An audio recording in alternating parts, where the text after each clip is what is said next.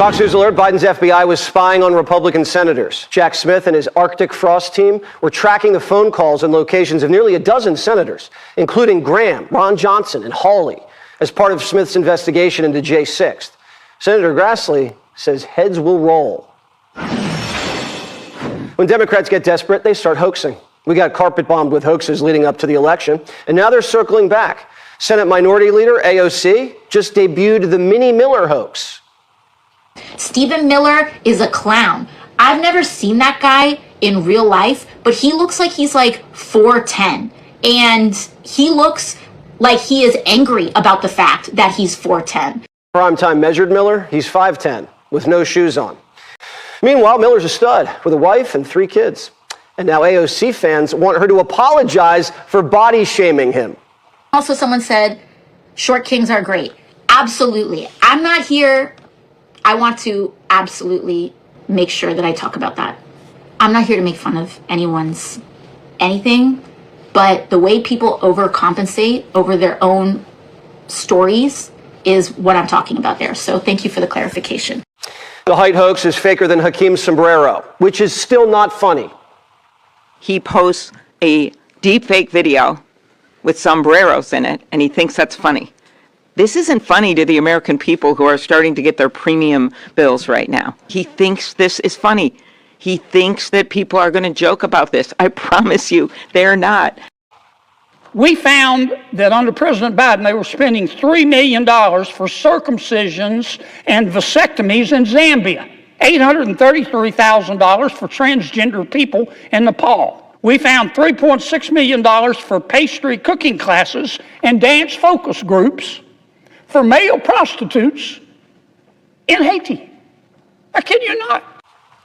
Schumer shut down the government to save his skin, and it backfired.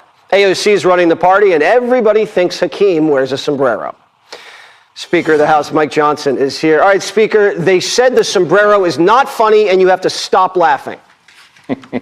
Look, thank you for that parade of absurdity there. I mean, AOC is the future of the party, and that's exactly why Chuck Schumer is acting as he is right now. They voted for the 5th time, about 2 hours ago, to keep the government closed.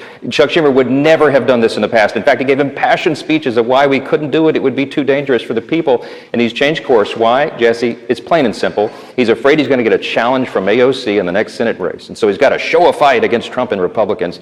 It's very dangerous. It's really silly, and there's no point. They have nothing to argue. We hope that they'll fold quickly so we can get back to business here. Yeah, one of the silliest things I've ever heard, we were spending money on dance lessons for male escorts in Haiti. Yep. What in the world is that about? Yeah, thanks to the Doge effort, okay? When Elon came in and got the team working, they were putting the magic algorithms to work through all these agencies. We've done oversight. We've had hearings since I've been here for 8 years. We tried to dig into this. They didn't show us those facts, but they were able to uncover it because the facts don't lie. And then we unwound it. We, of course, clawed it back. We made sure that in the One Big Beautiful Bill and in the codifying of the executive orders, we got rid of that stuff. The Democrats want it back. That's the point. That's what Senator Kennedy was saying there with his charts on the Senate floor just a couple days ago. He's pointing out that Chuck Schumer is making a demand in exchange for opening the government. He wants to spend $1.5 trillion additional dollars, and he wants all that absurdity back in the budget. We're not doing that. Republicans have drawn a line. We're going to return to sanity here. Democrats are telling us they want a rematch of the Civil War.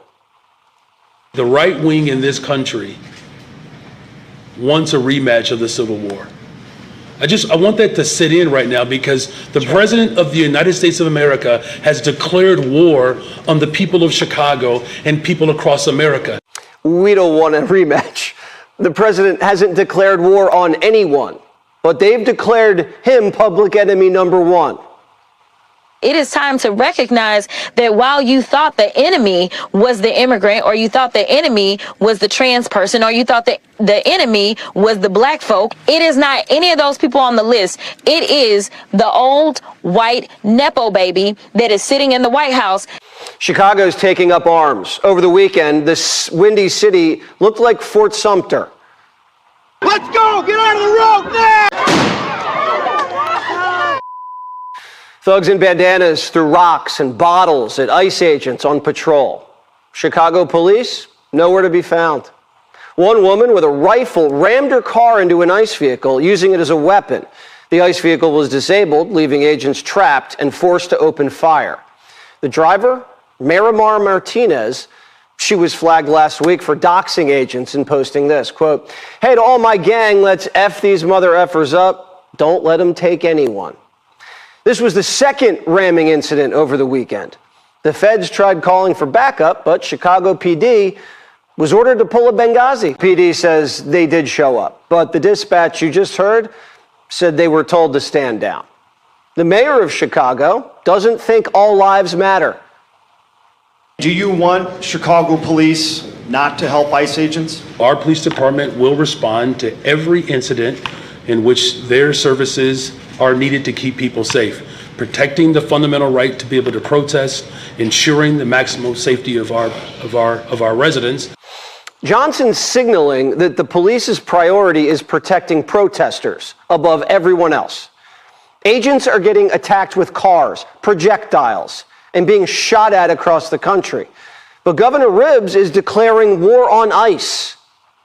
Trump and the thuggery that his agents have brought has actively made us less safe. The state of Illinois is going to use every lever at our disposal to resist this power grab and get Noam's thugs the hell out of Chicago. I'm not afraid. 25 people were shot over the weekend in Chicago. ICE is there because of the dereliction of duty by Biden and the Democrats. You have black women with MAGA hats on in Chicago, all over the place. They want the guard to come in. There was one woman, she was great today. She said, you know what? I don't care if it's the National Guard, the Army, the Marines, the Air Force. I don't care who comes in as long as we're safe. And that's the way most of the public feels. Why don't Democrats want to protect black women? First, they didn't stand up for black kids with cancer. Now this. Jussie Smollett got the benefit of the doubt in Chicago, but not ICE. Democrats keep saying this is a civil war. Well, Trump's the one trying to liberate black Americans, while they're demanding to know who's going to pick their crops. Democrats have started creating mini confederacies. The order establishes ICE-free zones. That means that city property and unwilling private businesses will no longer serve as staging grounds for these raids. An ICE-free zone kind of sounds like they're flirting with secession. Democrats are throwing around the S.